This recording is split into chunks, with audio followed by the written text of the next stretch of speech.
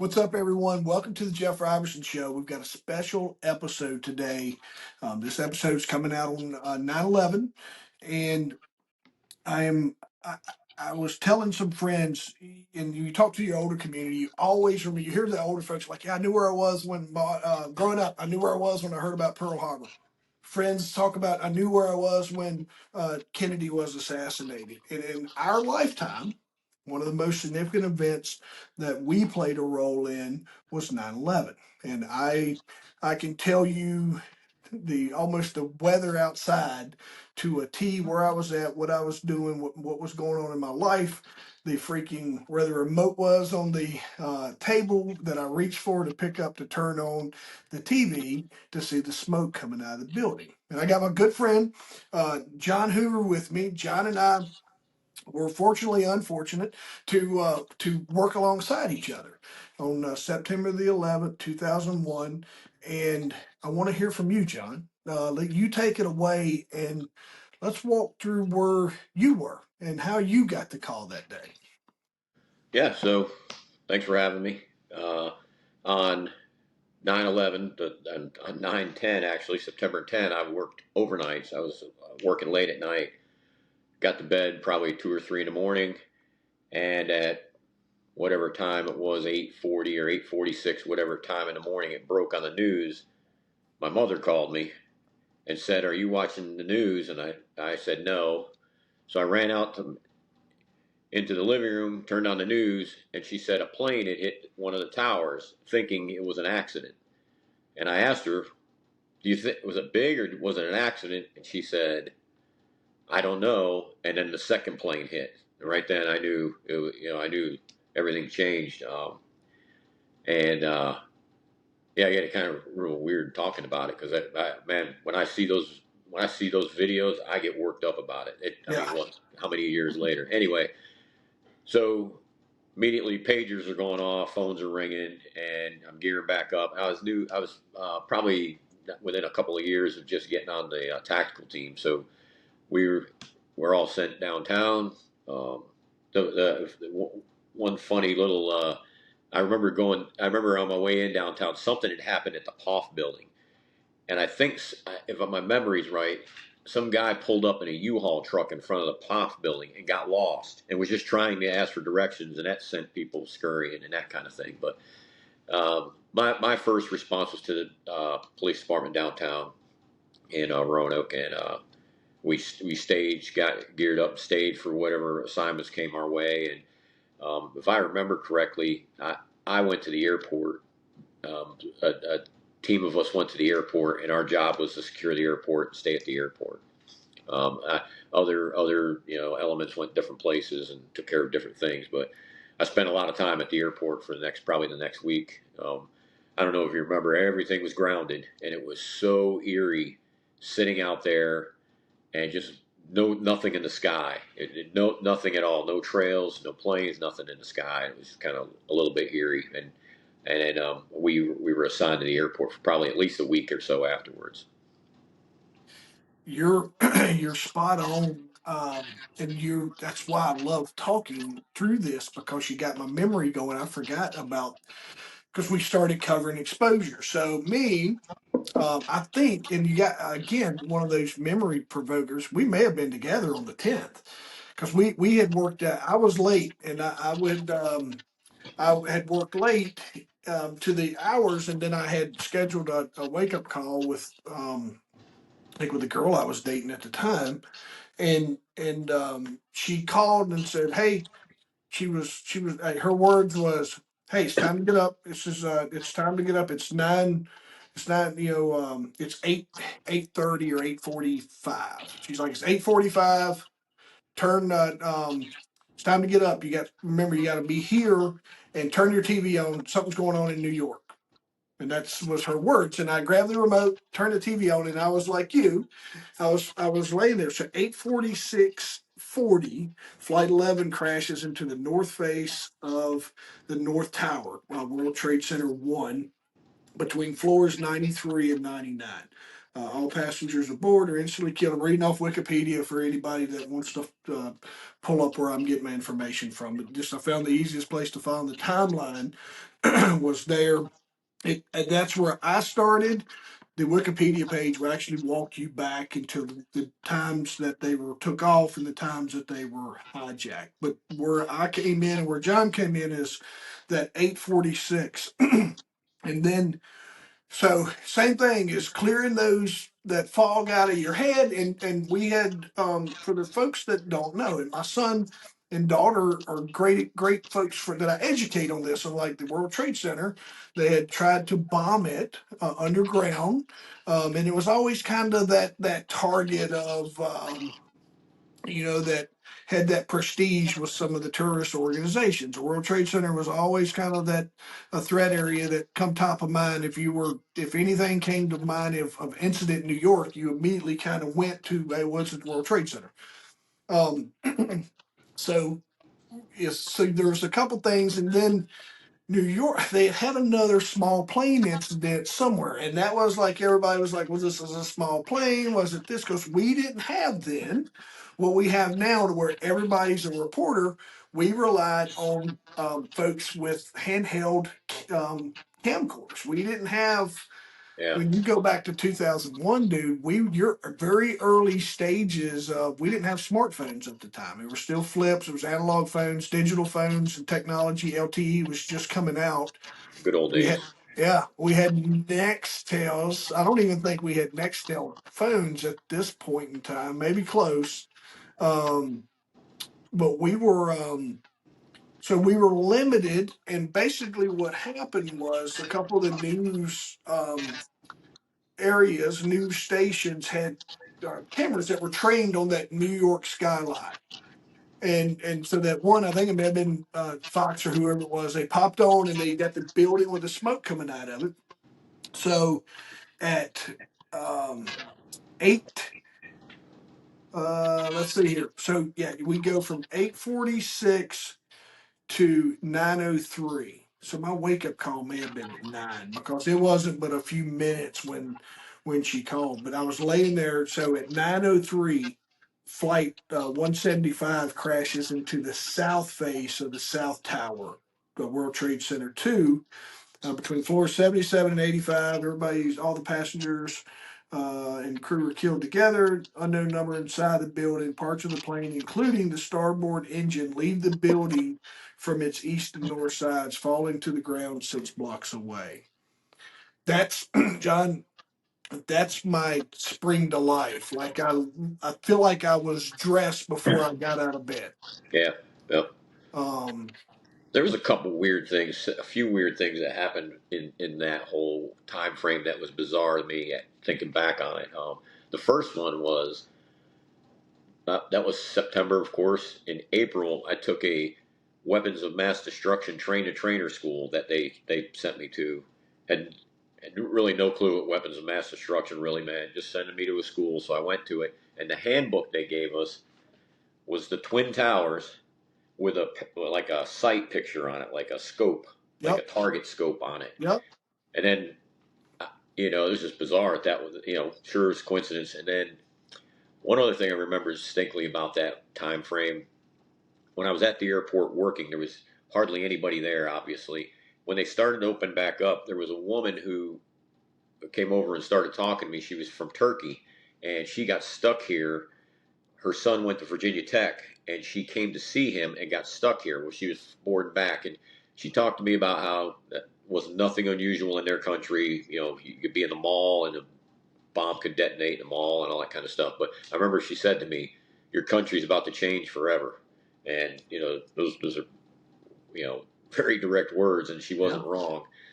And then the maybe a couple days after, I they gave me a suspicious vehicle call. There was a car abandoned up on Peters Creek Road one of the marshals had went by in his own car, and he called it in. He said it was very suspicious, had Florida tags on it. It was a rental. So I go up there, and I think I had a rookie with me. I get up there, and we look at it, and it was a rental car from Logan Airport, where one of the flights originated, um, and it had a flight school decal on the windshield. And what was weird about it was they left the car. I guess there was something wrong with it, and they walked to the airport and rented another car. But the decal was scraped off. It looked like they took a key and scraped it off. So it was real bizarre. FBI, everybody came out. They took the car. Never saw it again. Never heard anything. So whether that amounted to anything or not, who knows? I'll never know. But it was just bizarre and odd in that period. That week. It was just a lot of crazy things happening. All right, so timeline that is that before or after 9/11? It was like the day after or 2 days after. Yeah, Um, I think they sent it to me. What was it? 20 some years ago. I think they sent me the call because I was near the airport. I was leaving the airport yeah. to come home, or I was on my way to do my time at the airport or something.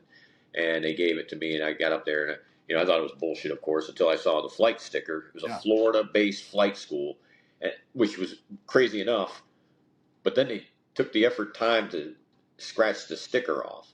And I can't remember. I wish I could remember if it was a rental car or somebody owned the car. But the FBI sent their team out. I mean, they sent a team down from D.C. that night, and that car was gone. I never saw it again. Never. I tried to ask around to see what happened, and I'm sure it was nothing. It's coincidental, but um, I can't remember. I want to say the information I was given was that it was rental from Logan, but I can't remember who told me that, so I can't speak to the actual um, facts of that car. It was just odd. I remember this. I remember it, and we used that in our coursework. You and I talked for a couple of times, but here's the thing I would tell the audience is John Hoover is probably one of the most. He adds up like he's quick because we here you're talking the day after. We're gonna get back to the timeline in a second. The day after 9/11, we're starting to just as law enforcement, we're starting to learn a little bit more about where they come from, what all the things. And the Florida flight schools is where these guys had supposedly trained. And just your heads up and your awareness of, and why I tell you that is some people would have got caught a tow truck, put a hook to that car, and would have never, you know what I mean? And I'm not mad at them, but just your quick thinking and you've done this multiple times, and because I've been around you and I've heard stories when you're in Afghanistan of just your quick thinking of you're like, wait a minute, this is bigger than what y'all realize, and having that having that forethought to reach out to the right people and be like, hey, somebody needs to look at this. But like, and listen, to not overstroke him here. He's a street cop. He's like, I ain't doing none of the rest of this. Somebody needs to come deal with this. Yeah, So just heads up to you, man. I remember that, and and because there's a point in time, man. I think we all felt helpless, even yeah, though and we were moving if around and doing things. if I the hats off to the marshal too. He's the one that he saw the car.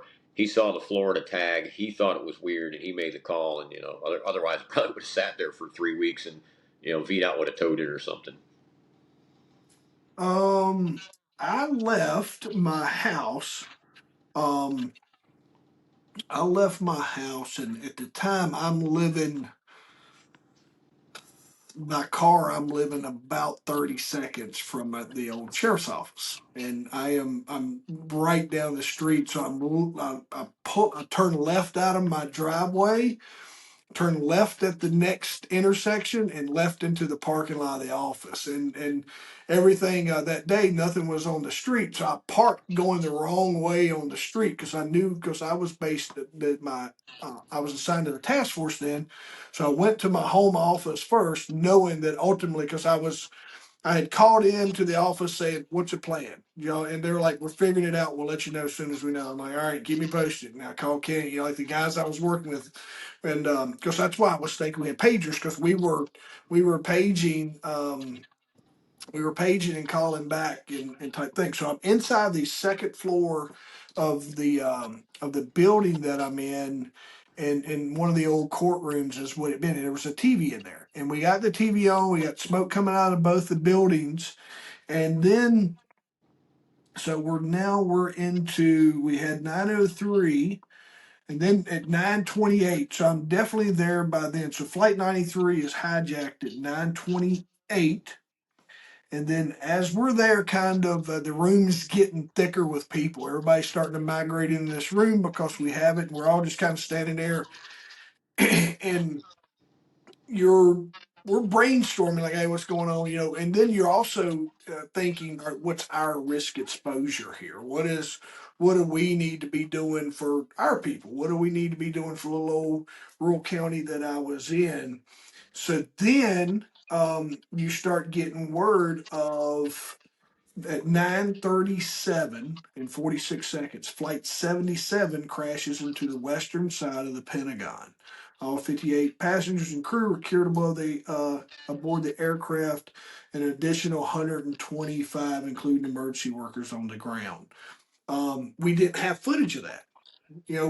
That wasn't something that came across the TV readily available. I think maybe the ticker or the anchor, but there wasn't a lot of, again, there wasn't a lot of video footage to show that incident until, time later.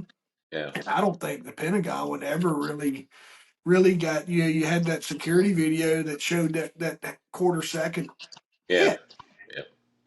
That's Um, amazing. It's amazing in Northern Virginia there wasn't another camera somewhere around on another building or on a tower somewhere in Northern Virginia like that. It's crazy. so I've always heard there was, and they were confiscated.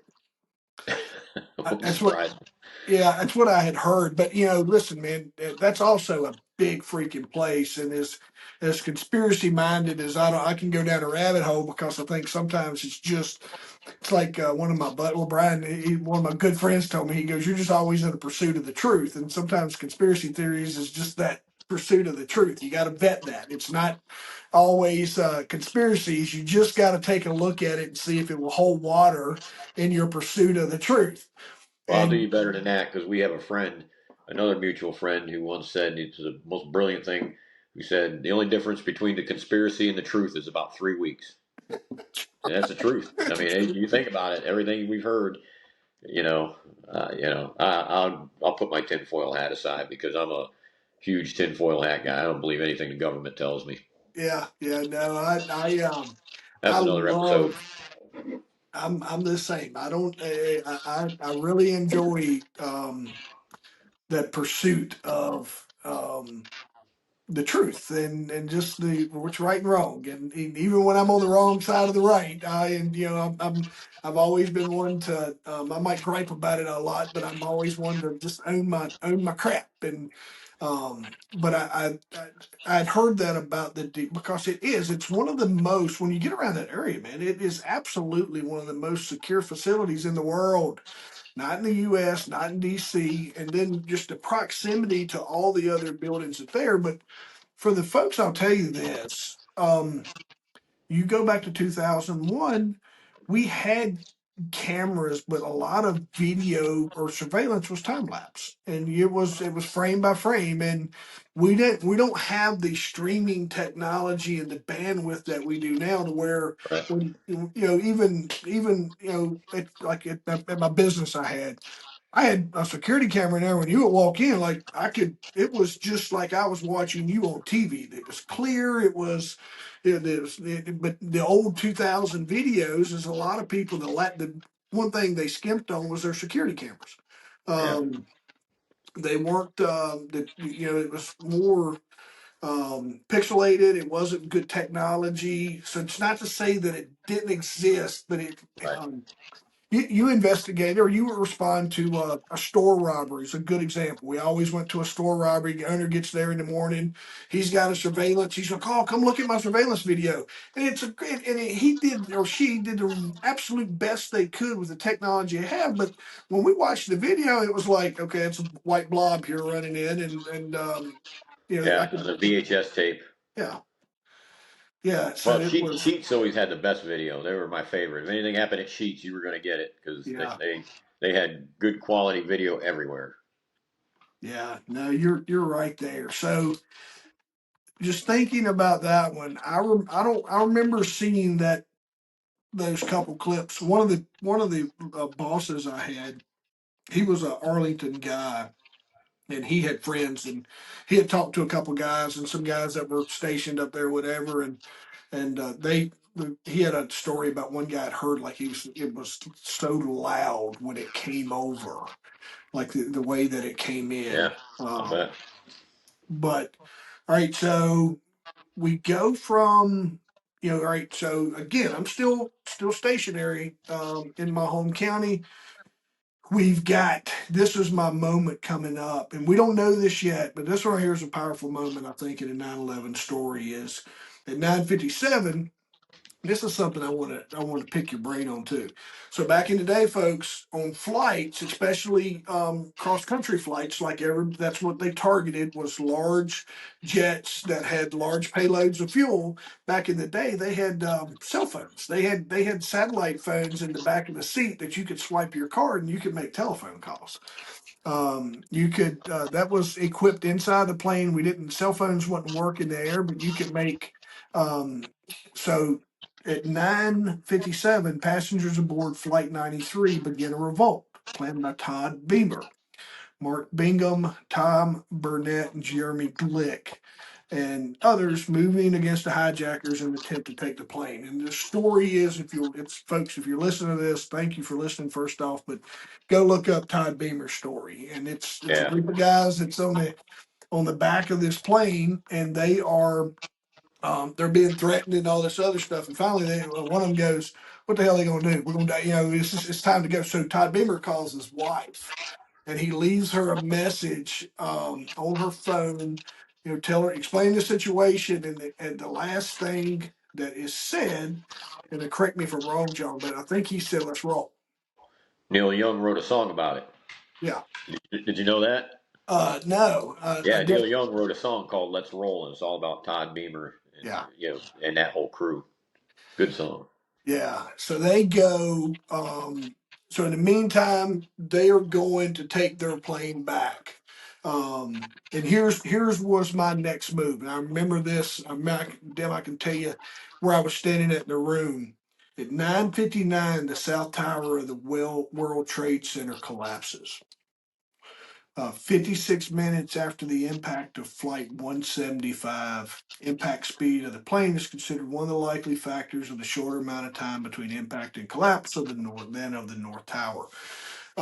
I remember watching that building collapse, and it kind of my heart sank. My Yeah, like it was, and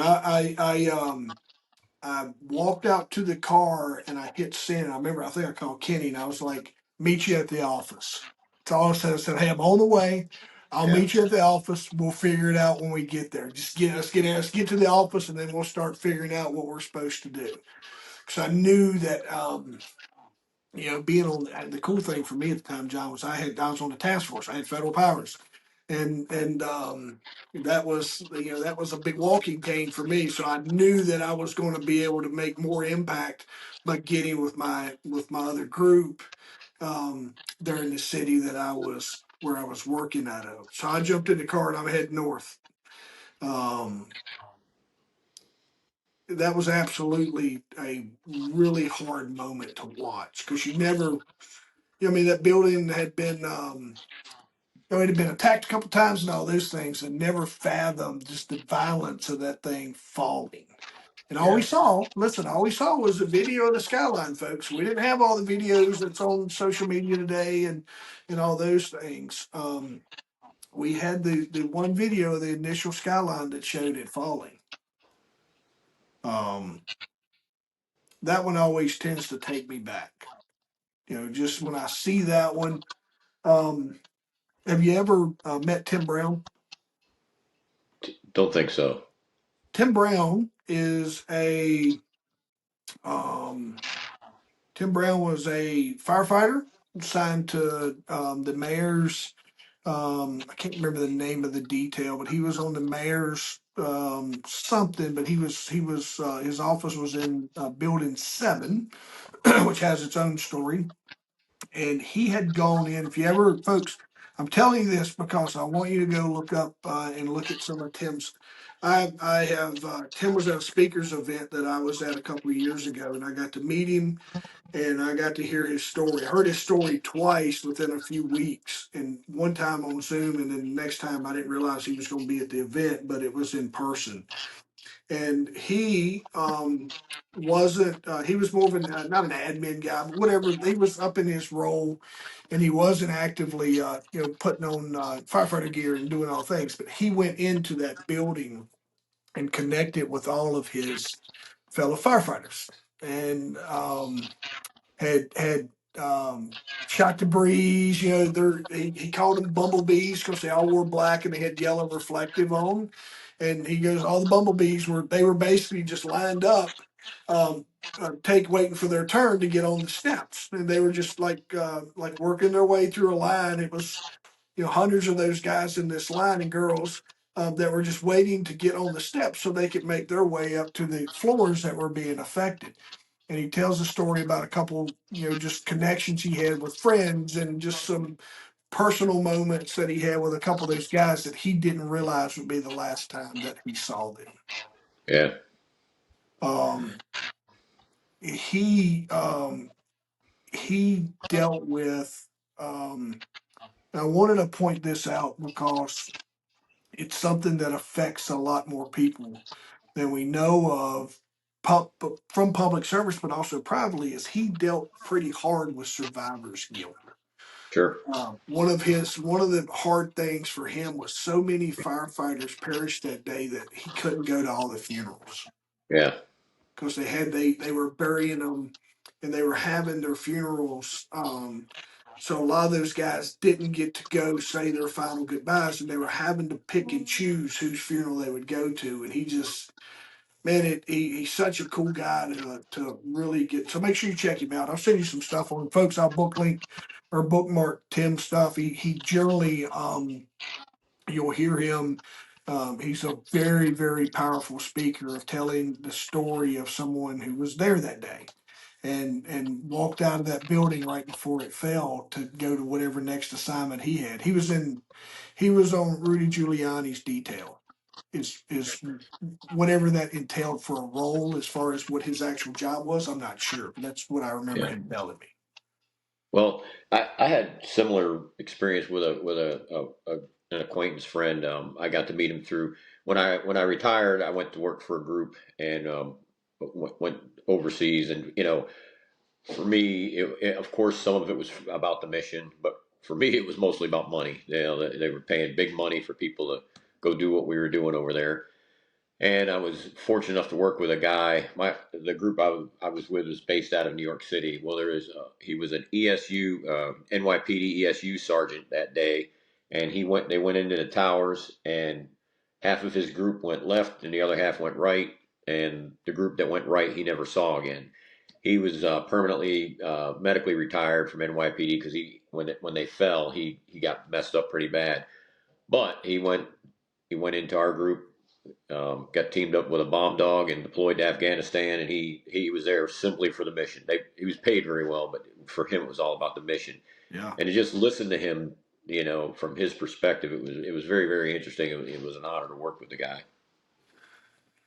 I can only imagine that, dude. Like that's such a um it takes us into some of the stuff that you and I were talking about earlier too, where it's like all right, so I'm getting ready to pop up here. All right, John, tell me when. All right, stand by here. So I wanted to share. はい。って言ってさ、だから高円寺その All right, folks. So this is basically what I was describing when I was inside ズー of ムすると中余裕燃えてるね、まだ。 that room. Tuck the sound down. This is what I was seeing. This is just a video I grabbed off Twitter. I'm not sure how this one relates or what have you, but this was our visuals of what we were seeing standing inside of that office. And this was what I saw when that first tower fell. This is a little more of a close up than what I had at the time. It was more of skyline, but it's it is it was crazy to stand there that day and watch that. And I think John, I would probably tell you this is where I was like, okay, this shit's real. This is sorry, dude, this is a real moment. Yeah. Did you ever make it up there after that? After that, I have not yet. we went up that was September, obviously. In April, they found because of course they're still pulling bodies and everything out for months and months afterwards. And in April, they located a, a bomb dog. I think it was a bomb dog. It was a police dog for the Port Authority was kenneled in the basement of one of the buildings, and they located him. And his handler was safe. He got out, but the dog was kenneled. mm, And they located the dog, and a whole bunch of us from Southwest Virginia piled in there. Got our good uniforms out and piled up in a bunch of cars, and we convoyed up there for the funeral. And man, what a sight to see! First of all, NYPD welcomed us with open arms, gave us tours, parked our cars in the middle of the street, took us to I think it was Station Two, Fire Station Two. It was a platform reserved only for families to oversee the site, and they took us there. And when you walk out on that platform, man, it was overwhelming just to see that giant hole in the ground. Because it was maybe, I guess it's maybe 8 months later, 6 months later, something like that. They had excavated a lot out, but it was something to see. so I, I went to lab school at Quantico. I want to say, John, probably March of 2002, and the only thing that I got to see was the hole in the side of the Pentagon. Because Yeah, when it was crazy how freaking I didn't you've been around the Pentagon and you're like, oh, it's Pentagon, but just how big that building was, and then how huge the freaking hole was. It was yeah, um Danny Farr, I think's his name. He was a first responder. Another guy I got to connect with. Great follow on Instagram. I'll make sure I bookmark his stuff. But he was a first responder to the pit, or he was a self responder. He self responded to the Pentagon that day as well. All right, so let me. We looked at the World Trade Center. Let me give you one more, just for folks to see what we saw. So this was the video, and John, I'll tell you, this is probably the only video I've ever seen of the Pentagon. yeah. It's the only one I've ever seen as well. Yeah. So we go from that to nothing to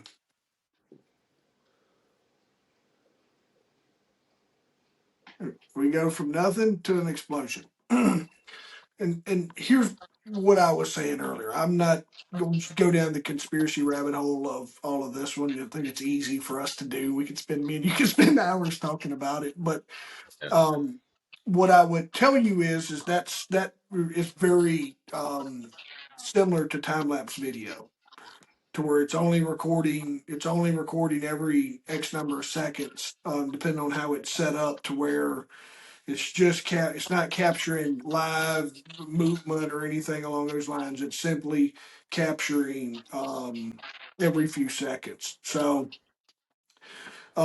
that was that one, and then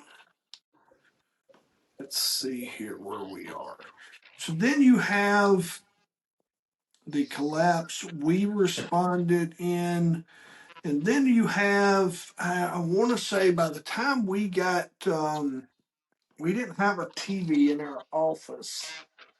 And I'm trying to remember how we were consuming news. And it may have been radio, because we used to have a couple maybe we had a TV that we had I'll tell you what, I think we ended up hijacking. I think we ended up figuring out how we could get cable into the. We had a TV that we could watch VHSs on, and I think we figured out how we got some kind of programming on that. That's how we started getting news. So that's when we learned. By the time I got to Roanoke, um, I had heard about the Flight 93 cat crashing because that was the one, that was a plane that no one really knew what was happening. Like we just knew that, hey, there's another plane that's out here. They had grounded everything, like John was saying.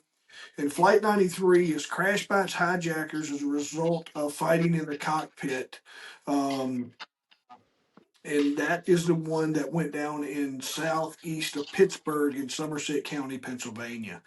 Um, Shanksville, right? Yep. That's where I think they had learned that the World Trade Center and the Pentagon, and they knew that they were going to be used for some kind of purpose. They later learned that that it could have been the Capitol or the White House was going to be their target.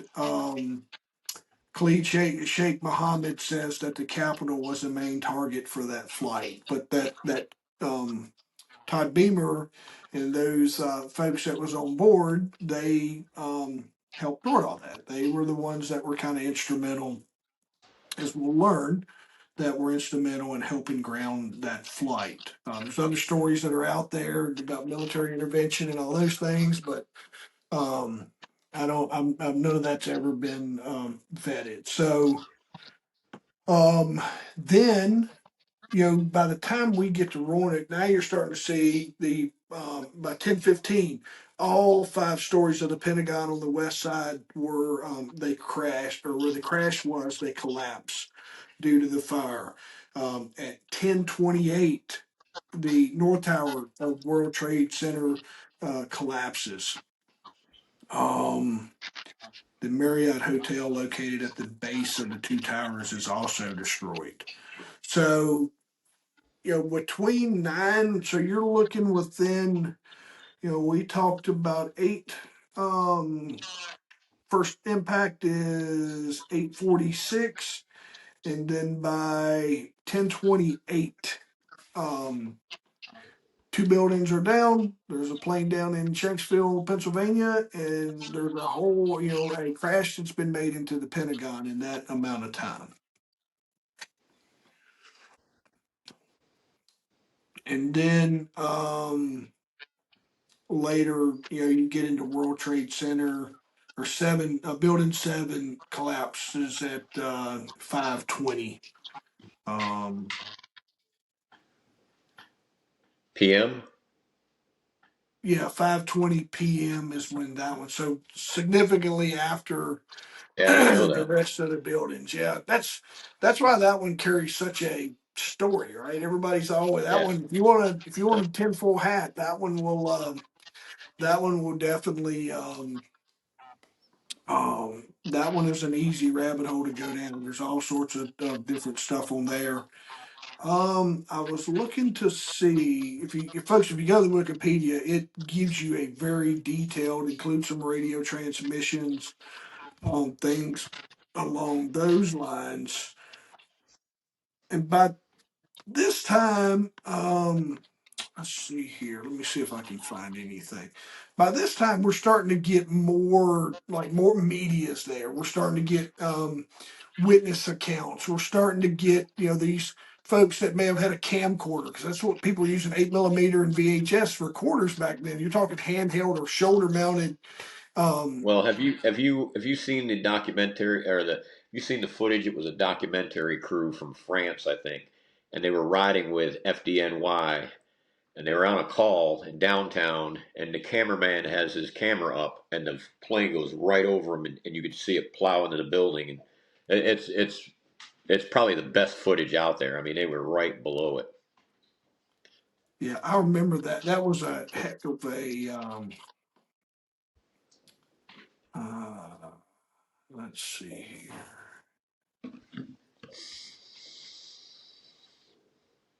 I'll tell you something else that got going was helicopter footage.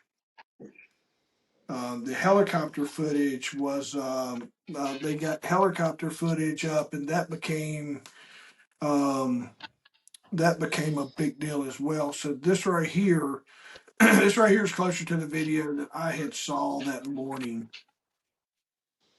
And then I'm gonna find yours, John. So if you look here, and there's the second hit.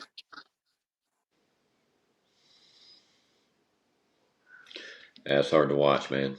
Yeah, that's why I was putting it in here. And folks, there's a little bit of the Jeff agenda here. Is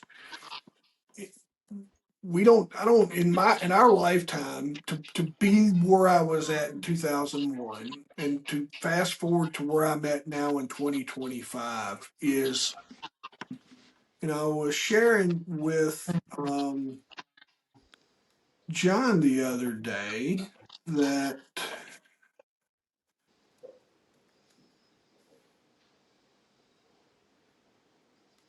we don't for whatever reason is it's like we move further and further away of of 9/11.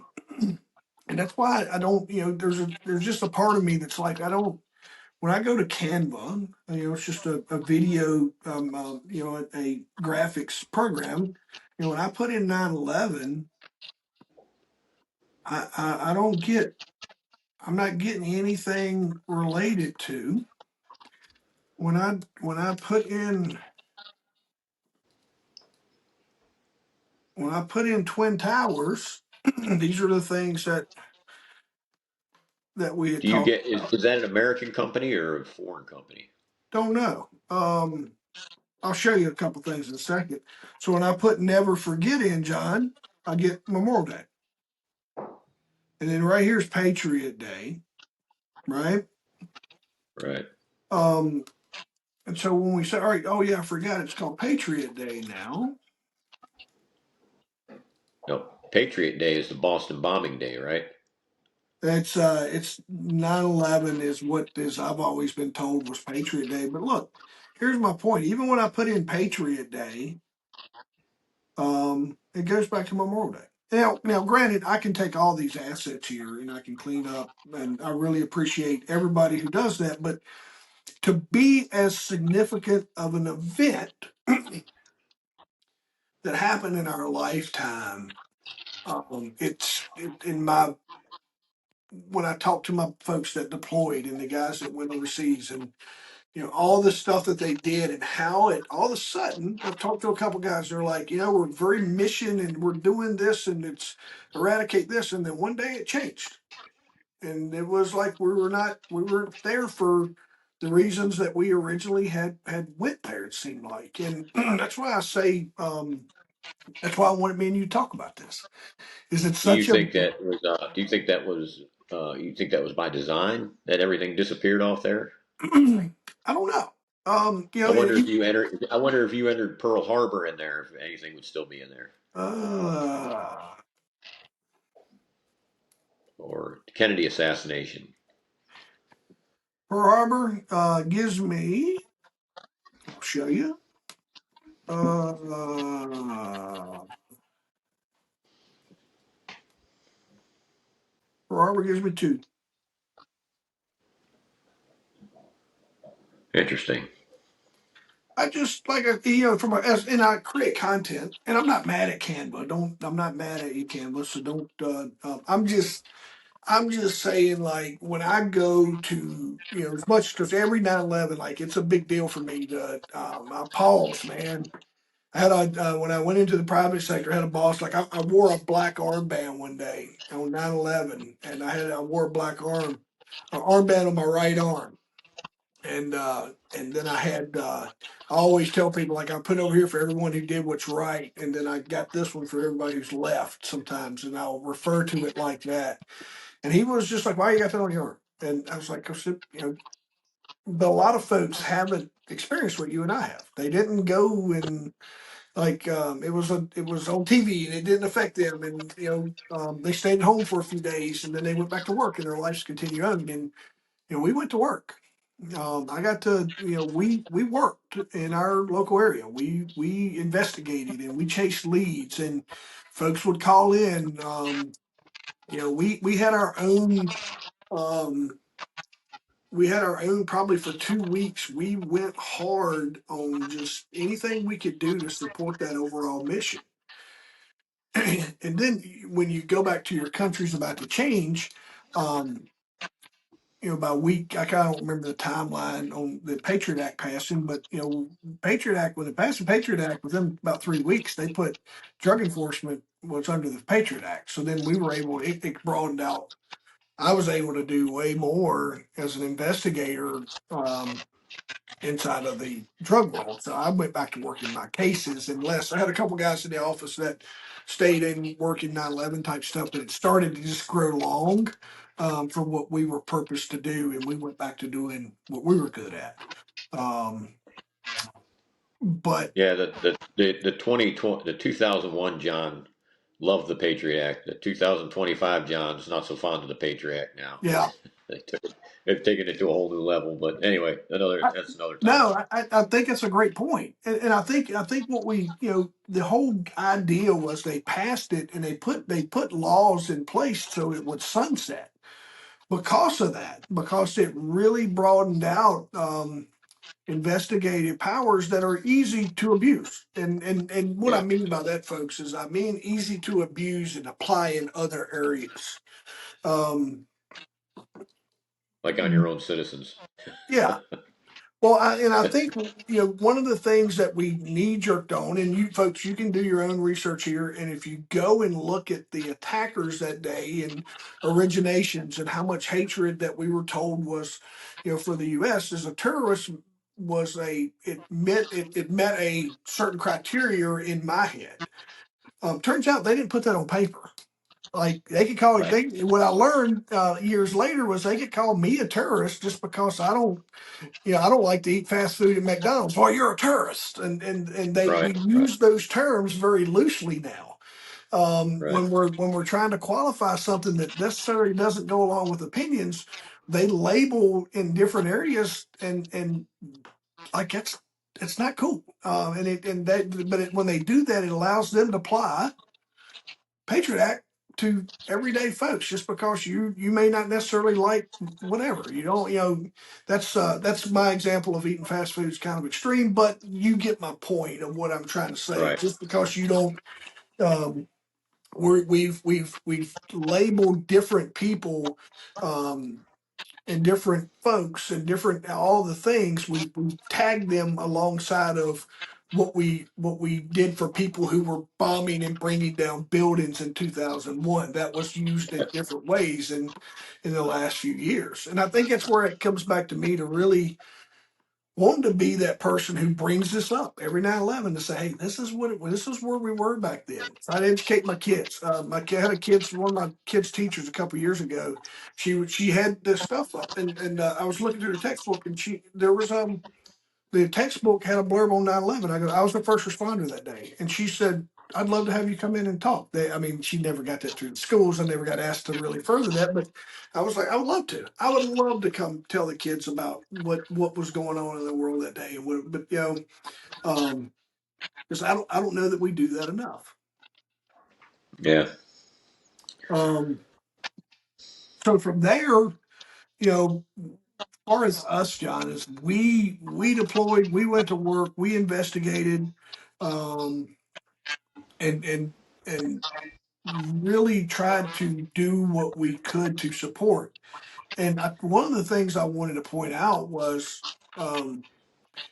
like you said, you're detailed to an airport. We didn't have most of our airports had a little bit of a chicken fence around it or whatever to keep animals from being on the runways, or you might have something that was a little taller fence, but we didn't have the security to the levels that we do now yeah, around our courthouses and around those things. And one of the folks that I always held a little bit of, just that local folks, they didn't get to do what you did. And a lot of guys didn't get to do what I did. And I know how helpless I felt because I wanted to be in New York. I right. wanted to be there. And just what little bit I got to contribute is I'm very proud of that. And I'm proud of the stuff that you and I got to do during that time. But I always felt bad for the folks that didn't or couldn't. Yeah. Well, in the grand scheme of things, I mean, I think the biggest thing we did to combat, fears of further attacks and all that was make people feel safe. I mean, obviously, we didn't play a role in bringing down the Taliban and the hijackers or I'm sorry, whoever Al Qaeda. But I think just having them seeing police outside the airport, them seeing police outside of schools, kind of it would make people feel safer. And I mean, you remember that time police and firemen were heroes, man. Oh my People gosh. even love the cops. People even love the cops, which was crazy. Everybody had an American flag in their house. Everybody had an American flag on their car, and it was just nine. You couldn't find a liberal on 9/12 anywhere. And the country really came together. And I just remember, man, you wore cop shirts, and I had an apparel business. I was selling cop shirts like it was Yes. cool, and you know short time later, that all went away. Everybody still loves the firemen, but back then, man, everybody loved the police. They loved EMS, loved firemen. It was just a real weird time, and just to, make people feel safe because it was kind of like the COVID thing where when it first came out, everybody was scared. We're all going to die. It's the apocalypse, the whole 9 yards. September the 12th was the most patriotic I've ever Oh yeah, seen. absolutely, Yeah. Yeah. absolutely. You'll see that post every now and then when the country's kind of at arms about something. I saw it a lot during COVID. It was like people would post it like, I wish I could go back to September the 12th when we were all USA, Yep, one country, one lot, mission, one lot to be goal. said. Lot to be said for that. Here's what I think. Yeah, no, you're right. I think this may be the video. You tell me if I'm right or wrong. But here's smoke coming out of building of the first impact, and then Yep, that's the one. I think that's the one. They had their cameras on the firemen on the. Yep, I think that's the one because yeah. they had the firemen were on another call down there when this all started happening, and they got that shot right there. I mean, they watched it come in from their right over their heads and into the building. And since this was one of the originals. I don't. This is the only one I could find right now in my haste. Um, Yeah, if you watch any 9/11 documentary, they play that footage because they have the whole they show all the firemen in their turnout gear getting off a truck for something, and the camera crew's there to film them in their day, what they do through their day, and then boom, that happened, and they were able to capture that. yeah. Um, the other one that's came out recently, John. Here's folks. I want to tell you, like this is. I showed you a couple videos before, but here's what I'll tell you. This is me. This is a. I don't think I'm 30 years old at the time, John. I'm like in my 20s. I'm in my later 20s. Not quite into that, and we're thinking like this is a small plane, and then we're watching this unfold, and you're like, this is real. Like this is a very real moment. Um, the other one that's come out now, there's a New York City detective, and I don't know, it may have already been out. What I've learned sometimes is breaking news sometimes was released, back in our day, and it's just they're recycling it. Yeah, There was a van. I'll send you guys this. If there was a van where it had the it had the twin towers on the side and had a plane flying into it on the image on the side of the van, and it was like somebody's Michael's cleaning service or whatever. But that was the image that it had, and a detective ran across it. Like they stopped, freaking shook it down, called in the bomb squad. Let me see if I can find that one for us real quick before we wrap. 11. Have you heard that one? no, no, Uh,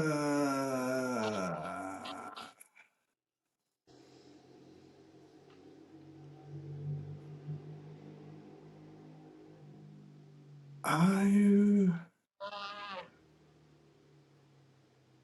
it was hang on here. I may have bookmarked it because I saved a couple things for you and I, knowing we were going to be here today.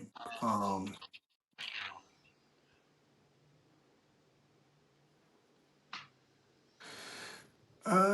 I'll find it, send it to you, and then I will bookmark that for. I'll throw it in the show notes for everyone else because I don't see it here. Um, you know, man, I really want to tell you. I've always said this, and you know, I'm life puts the right people together at the right time for the right mission for the right thing, and I'm glad I got to work alongside of you and all those other guys back then because you've absolutely made me a better person. You had to tolerate a lot of my BS and um, tolerate my resistance to growing up, and I really appreciate that. And when I go back to I got some stickers that I've done for 9/11 that I reserved for those responders and people that were responding or was around me, and I carry them in my bag. And if I run into someone, I'm like, "Hey, here's a sticker. This is just something to for us." And I did some shirts that I a couple years ago on a shadow ops design that I did. But I really want to I want to thank you for being with me. But I also want to tell folks this was a little test run. And John and I is planning on trying to get back as often as we can to do our own episodes and own recordings. So if you listen to this all the way through and you got to this point, you're like, you two guys seem like you got some experience and know what you're doing, let us know. And because it's we share a lot of experience and we've seen a lot of the evils of the world. We've also seen some of the absolute coolest moments. Alongside of that, I've got to watch your kids grow up around me that absolutely inspire me to be the better dad and that I am now was my proximity to you back in the day. So I wanted to share that with you. Um, Well, thank you. and yep, absolutely. And I appreciate all that. Um, anything from John Hoover as we wrap up here on our special 9/11 Yeah, I mean, episode? it was kind of a being a dark topic, and there's a couple good things that came out of 9/11. A couple cool stories that you can Google yourself. One of them is it was a boat brigade down there on the river. All them people were trapped in I think the lower end of Manhattan, and they couldn't get out. And these boat captains and ferries all rallied up private boats, and there were probably 1,000 boats that transported everybody out of Manhattan. It's a pretty cool story. You can Google it; Yeah. or find it anywhere.